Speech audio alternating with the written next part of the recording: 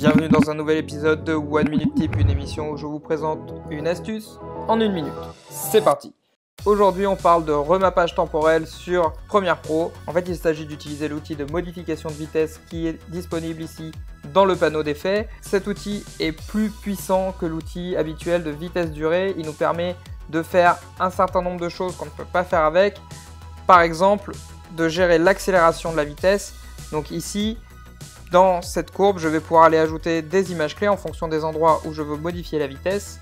Donc, disons qu'ici, entre ces deux points, j'aimerais que la vitesse soit fortement augmentée. Donc ici, j'ai ma vitesse qui est à 216% et je vais pouvoir venir lisser un petit peu l'accélération pour ne pas passer de 100 à 216 d'un coup. Et pareil pour le retour. Et directement ici, je vais avoir du coup ma vitesse qui va augmenter progressivement, accélérer, puis ralentir progressivement. C'est un des exemples de ce qu'on est capable de faire avec cet outil. Ça peut être dans un sens ou dans l'autre. C'est très pratique, très puissant en tout cas.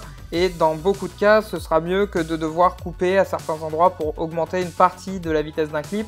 Donc ça, c'est uniquement avec cet outil qu'on peut le faire. En tout cas, j'espère que cette astuce vous sera bien utile. Si c'est le cas, n'hésitez pas à nous le dire en commentaire et à nous laisser un pouce bleu. Abonnez-vous à la chaîne si vous voulez encore plus de contenu sur le filmmaking et le motion design. Et en attendant la prochaine vidéo, à vous de jouer!